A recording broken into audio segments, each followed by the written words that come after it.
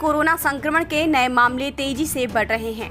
दक्षिणी पश्चिमी दिल्ली के कापसहेड़ा इलाके में शनिवार को एक ही बिल्डिंग के 41 लोग कोरोना पॉजिटिव पाए गए हैं।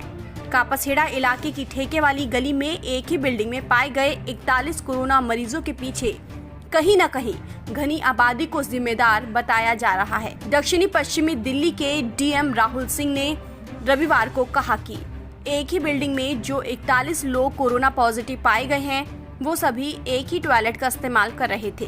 दरअसल घनी आबादी वाले इस इलाके में छोटे छोटे मकान हैं, जिसमें काफी संख्या में लोग रहते हैं। वहीं डीएम के मुताबिक जिस बिल्डिंग में 41 कोरोना मरीज पाए गए हैं, वहां करीब 200 लोग रहते हैं।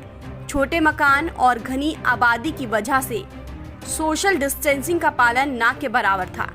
वहीं उन्होंने ये भी कहा कि जो 41 लोग कोरोना पॉजिटिव पाए गए हैं, उनका आज फिर टेस्ट होगा।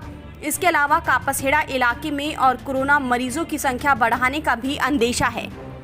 कापसहेड़ा में कोरोना टेस्ट रिपोर्ट देरी से आने के बाद दिल्ली सरकार ने बड़ा फैसला लिया है। दिल्ली सरकार अब दिल्ली की प्राइवेट लैब में जांच के लिए सैंपल भेजेगी। राज्य के स्वास्थ्य मंत्री सत्येंद्र जैन ने कहा कि दिल्ली में कोरोना की टेस्ट रिपोर्ट के लिए 24 से 36 घंटे का टाइम तय किया गया है।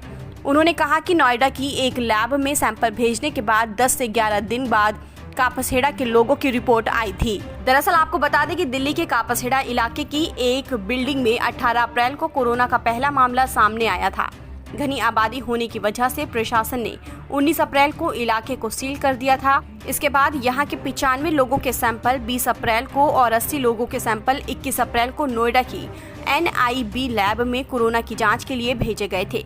कुल मिलाकर 175 लोगों के सैंपल में से 67 लोगों के सैंपल की रिपोर्ट शनिवार को आई।